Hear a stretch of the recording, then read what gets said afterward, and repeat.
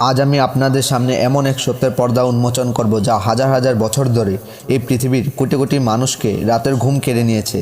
এই সত্য এতটাই গভীর যে একবার শুনলে আপনি ভয় পাবেন, আপনি অবাক হবেন, আর আপনার চোখ জলে ভরে যাবে।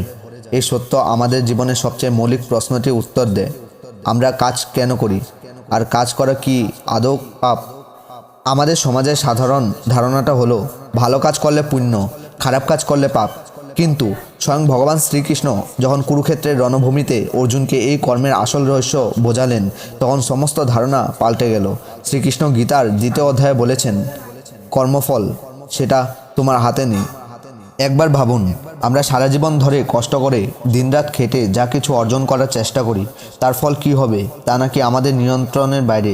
শ্রীকৃষ্ণ বললেন, কর্মণ্যে বাধিকারস্তে মা ফলেষু কদাচন।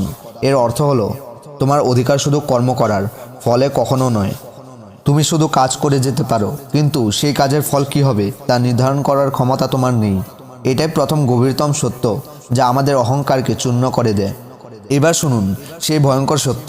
আপনি ভাবছেন, ফল যদি আমার হাতে না থাকে তাহলে আমি কর্ম করব কেন, আর পাপ পুণ্যের হিসেবটাই বা কী? শ্রীকৃষ্ণ বলছেন, কর্ম করা পাপ নয়, বরং কর্ম না করাই সবচেয়ে বড় পাপ। কেন? কারণ মানুষ এক মুহূর্তের জন্য কর্ম না করে থাকতে পারে না। আপনি যদি শুয়ে থাকেন তবে সেটাও এক প্রকার কর্ম। শরীরের অঙ্গ প্রত্যঙ্গ কাজ করছে, শ্বাস প্রশ্বাস চলছে, আপনার মন চিন্তা করছে, প্রকৃতি আপনাকে দিয়ে কাজ করিয়ে নেবে। কিন্তু যে কাজটি আপনাকে ভয় পাইয়ে দেবে তা হলো আসক্তি। যখন আপনি ফলাফলের প্রতি আসক্ত হন, তখনই জন্ম নেয় বন্ধন। যখন আপনি ভাবেন এই ফলটা শুধু আমার চাই, আর না পেলে আমি ধ্বংস হয়ে যাব, তখনই আপনি পাপের জালে জড়িয়ে যান। ধরুন, আপনি খুব ভালোবেসে একটি কাজ করলেন, কাজটি ব্যর্থ হলো। যদি আপনি ফলে আসক্ত থাকেন, তবে আপনার মনে আসবে ক্রোধ, হতাশা, দুঃখ, আর এই নেতিবাচক আবেগগুলি আপনার কর্মকে বিষাক্ত করে তোলে। এটাই হলো গীতার দৃষ্টিতে পাপ। কর্ম করা পাপ নয়, কিন্তু সেই কর্মের ফলের প্রতি তীব্র আকাঙ্ক্ষা এবং তাতে ডুবে যাওয়াটাই বন্ধনের কারণ। শ্রীকৃষ্ণ অর্জুনকে বললেন, তুমি তোমার ধর্ম পালন করো, তোমার কর্তব্য করো, কিন্তু সন্ন্যাসীর মতো মনোভাব নিয়ে। এর মানে এই নয় যে তুমি কাজ করা ছেড়ে দেবে। এর মানে হলো তুমি ফলের আকাঙ্ক্ষা ত্যাগ করে কর্ম করো।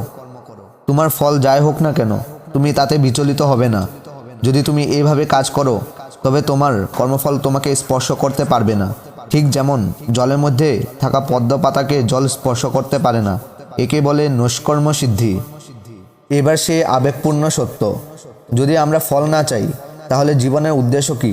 উদ্দেশ্য হলো আপনার কাজটিকে একটি পূজা বা যজ্ঞ হিসেবে দেখা।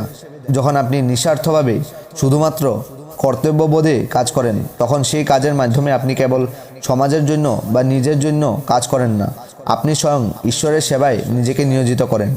যখন আপনি আপনার সর্বস্ব দিয়ে কাজ করেন, কিন্তু ফলটি নীরবে জগৎ পরিচালনাকারী শক্তিকে উৎসর্গ করে দেন, তখন আপনার মন শান্ত হয়, অহংকার দূর হয় এবং আপনি মোক্ষ বা মুক্তি অনুভব করেন। চিন্তা করুন, আপনার জীবনের সবচেয়ে বড় দুঃখ কখন এসেছে? যখন আপনি কিছু চেয়েছেন এবং তা পাননি। শ্রীকৃষ্ণ বলেছেন, চাওয়া বন্ধ করো, শুধু করে যাও। যখন আপনি চাওয়া ছেড়ে দেবেন, তখন আপনার প্রাপ্তি বা অপ্রাপ্তি কোনোটাই আপনাকে কষ্ট দিতে পারবে না। এটাই হলো কর্মযোগের সর্বোচ্চ শিখর। সুতরাং কর্ম করা পাপ নয়, কিন্তু ফল চাইবার তীব্র আসক্তি আমাদের কর্মকে বন্ধনযুক্ত করে তোলে।